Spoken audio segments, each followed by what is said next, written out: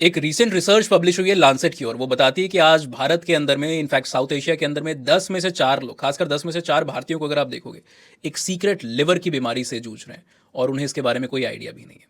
ये रिपोर्ट जो है वो कई सारे लोगों के ऊपर यहाँ पर एक डिटेल्ड सर्वे किए गए, एक डिटेल्ड ऑब्जर्वेशन किया गया, एनालिसिस किया गया, और इसने पाया कि इंक्रीजिंगली साउथ एशिया में, खासकर भारत जैसे देशों के अंदर में, लोग MASLD की कंडीशन के साथ में जुड़े हुए दिखाई दे रहे हैं, इससे जूझ रहे हैं, और उनके इसके बारे में कुछ पता भी नहीं है। MASLD होता क्या है? इसको कहते हैं मेटाबॉलिक डिसफंक्शन स्टियोटोटिक लिवर डिजीज, या सिंपली इसको कई जगहों पे मेटाबॉलिक एसोसिएटेड स्टियोटोटिक लिवर डिजीज भी कहा जाता है।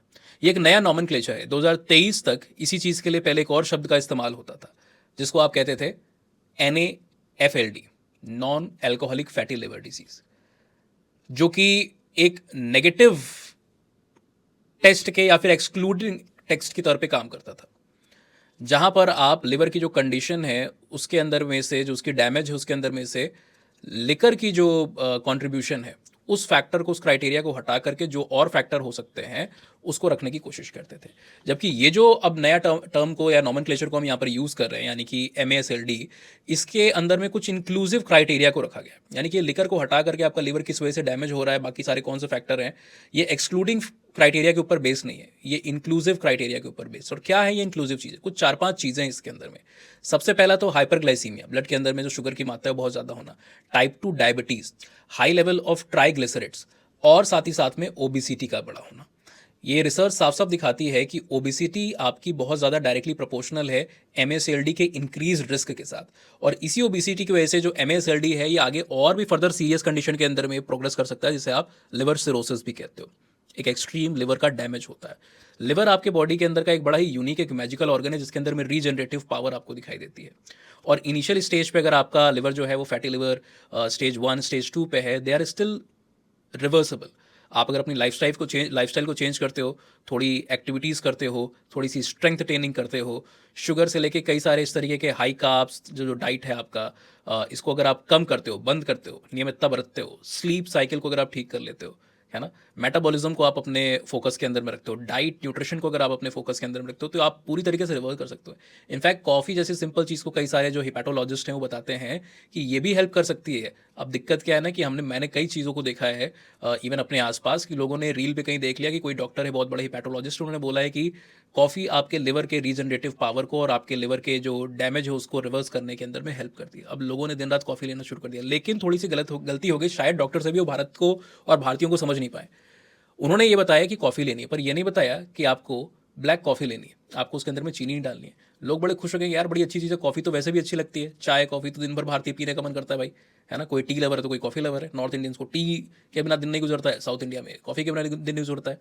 तो लोगों ने सोचा बढ़िया दूध डाल के, चीनी डाल के पीते हैं, मज़ा भी आएगा लिवर नहीं, ना दूध जाना है उसके अंदर में और ना उसके अंदर में शुगर जानी है। आपको सिंपल अच्छी क्वालिटी की एक जो पॉसिबल हो तो आप जो बीन्स होते हैं कॉफ़ी के, अगर उसको खुद खरीद के, जो मैनुअल ब्लेंडर्स आते हैं ना, 2,000 रुपये के, 2,500 रुपये के, उससे खुद अगर आप कॉफ़ी पाउडर बनाओ, उसको वहाँ पर यूज़ करो, वो शायद आपके लिए एक बेटर ऑप्शन रहेगा, है ना, बिना दूध के, बिना शुगर के। लेकिन ये चीज़ भारत के अंदर में थोड़ी रेयर दिखाई देती है। तो आप ये चीज़ चेंजेस भी करोगे ना, तो आपके लिवर की हेल्थ जो है वो ठीक हो सकती है, अगर बहुत ज़्यादा इफेक्ट यहाँ पर नहीं हुआ है। तो हम क्या कह रहे थे यहाँ पर? कहने का मतलब था कि ओबेसिटी किसके अंदर में मेन कॉन्ट्रीब्यूटर है भारत के अंदर में, इनफैक्ट दुनिया के हर एक कोने के अंदर में। ये जो मॉडर्नाइजेशन, अर्बनाइजेशन, ग्लोबलाइजेशन, इंडस्ट्रियलाइजेशन के बाद के चेंजेस आए हैं, मैनुअल लेबर वाले जो वर्क हैं वो कम या ख़त्म हो चुके हैं।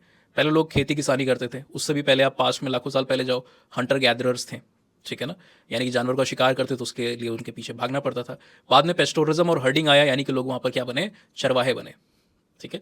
इसके बाद आप फर्दर आगे यहाँ पर जाते हो तो हम एग्रीकल्चर रिवोल्यूशन आता है, फिर इंडस्ट्रीज, फैक्ट्रीज आ जाती है, मशीन आ जाती है, हमारा आधा काम खत्म हो जाता है। और आज के समय में तो सर्विस सेक्टर डोमिनेंट युग है, इकोनॉमी के अंदर में सबसे बड़ा कंट्रीब्यूटर है। ग्रेजुअली नंबर ऑफ पीपल भी हो सकता है इस सेक्टर के अंदर में आपको ज़्यादा देखने को मिले, तो घर में बैठे बैठे डेस्क के ऊपर, कंप्यूटर के ऊपर सारे के सारे काम हो रहे हैं। मूवमेंट हमारी पूरी तरीके से खत्म हो चुकी है, मेहनत हमारी पूरी तरीके से खत्म हो चुकी है, and that is contributing to the factors and the conditions like obesity. Visceral fat, आप हर भारतीय को देखोगे, साउथ एशियन को देखोगे, पेट के ऊपर इतनी सारी चर्बी लेकर के वहाँ पर घूमता हुआ आपको दिखाई देगा। खासकर 30s में जैसे ही मैन एंटर कर रहे हैं भारत के अंदर, यहाँ पर ये चीज़ दिखाई दे रही है, ठीक है। स्ट्रेस भी इसके अंदर में एक मेजर कंट्रीब्यूटर होता है, वर्क को लेकर के, बाकी चीज़ों को लेकर के, जो ओबेसिटी के अंदर में कंट्रीब्यूट करता है। ये ओबेसिटी आपकी एमएसएलडी के अकरेंस, इसके प्रोग्रेशन के जो चांसेस हैं उसको फर्दर बढ़ा देती है। इनफैक्ट देखा गया है कि एज हाई एज 80% जो यहाँ पर चांसेस है ना एमएसएलडी के प्रोग्रेशन के, वो ओबेसिटी के साथ डायरेक्टली लिंक्ड है। जबकि लीन लोगों में ये नंबर 6% से 9% के आसपास ही आपको देखने को मिलता है, यानी कि पतले दुबले लोगों के अंदर में कम चांसेस है इस तरीके के लिवर डिजीज़ के। ठीक है। अच्छा, नॉर्थ ईस्ट के अंदर में due to probably environment, topography, geography या जिस तरीके की लाइफस्टाइल है, जो रफ टेरेन्स होते हैं या हिली एरियाज़ हैं, पहाड़ी लोग, वैसे भी उनको काम करना पड़ता है। हमारे यहाँ आपके सिलेंडर घर पे आ जाती है, कोई छोटी छोटी चीज़ें आ जाती है, वहाँ पे छोटे छोटे काम के लिए अगर आप 1 किलोमीटर भी चल रहे हो ना, तो पहाड़ आप कभी गए होगे तो आपको पता होगा, पहाड़ के 1 किलोमीटर और प्लेन्स के 1 किलोमीटर में ज़मीन आसमान का अंतर होता है। पहाड़ों पे 1 किलोमीटर चलते हो तो आपका वैसे ही दिन भर का 2-3 घंटे के बराबर का आपका कार्डियो वहाँ पर हो जाता है। इनफैक्ट प्रोबेबली वहाँ पे ज़्यादा ही हो जाता है। तो वहाँ पर ये इसकी अकरेंस या कंडीशन की जो सीवियरिटी है वो थोड़ी सी कम देखी गई है compare to the other areas. North के कुछ एरिया, खासकर साउथ में मद्रास, चेन्नई का जो एरिया है, वहाँ पर इसके प्रिवलेंस को रिपोर्ट ने, जो लांसेट की स्टडी है, वो थोड़ा हाई दिखाती है। अब एक और चीज़ है कि लिवर की हेल्थ को मेंटेन करना, जैसे मैंने आपको एक सोल्यूशन तो यहाँ बताई, कॉफ़ी है, लाइफस्टाइल चेंज है, स्लीप पैटर्न, बाकी सारी चीज़ को ठीक रखना। अपार्ट फ्रॉम दैट मॉनिटरिंग भी काफ़ी ज़रूरी है। आप ठीक तो तब करोगे ना आपको जब पता चले कि प्रॉब्लम चल रही है या प्रॉब्लम कोई हुई है। वो आप किस तरीके से पता करोगे? उसके लिए कुछ सिंपल टेस्ट आपको कराने हैं। ठीक है।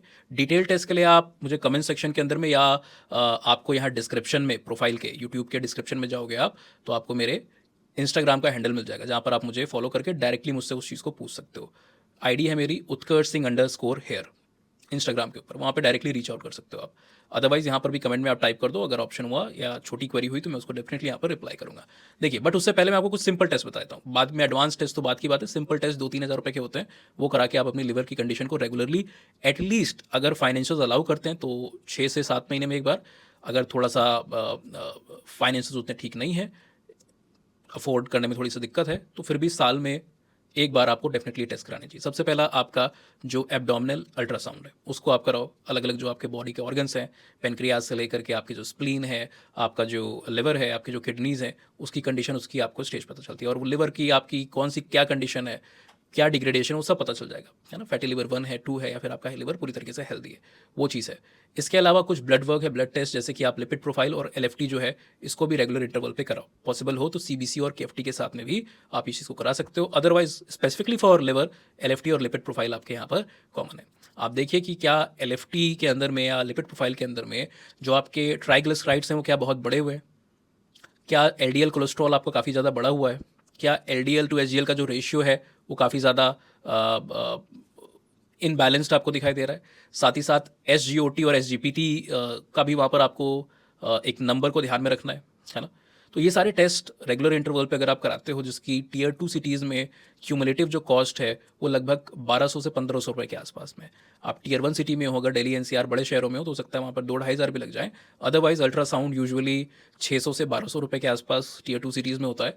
और बाकी जो मैंने ब्लड वर्क बताया आपको, एलएफटी और लिपिड प्रोफाइल, वो भी आपके 600 से 800 के आसपास हो जाते हैं। यानी कुल मिला के 2000 रुपये में आप 6 महीने में जांच करा लो तो काफ़ी आपके लिए बेटर होती है। और इसके साथ ही आपको खुद डॉक्टर नहीं बनना है, एआई को डॉक्टर नहीं बनना है, या I am not also trend doctor, है ना। मेरी जो नॉलेज है किताब को, रिसर्च पेपर को, बाकी चीज़ों को देखे, तो ये जो रिपोर्ट कराओ, ये जांच को, इसको एक आप चिकित्सक से जाकर के, डॉक्टर से जाकर के आप इस चीज़ को कंसल्ट करो तो आपके लिए बेटर है।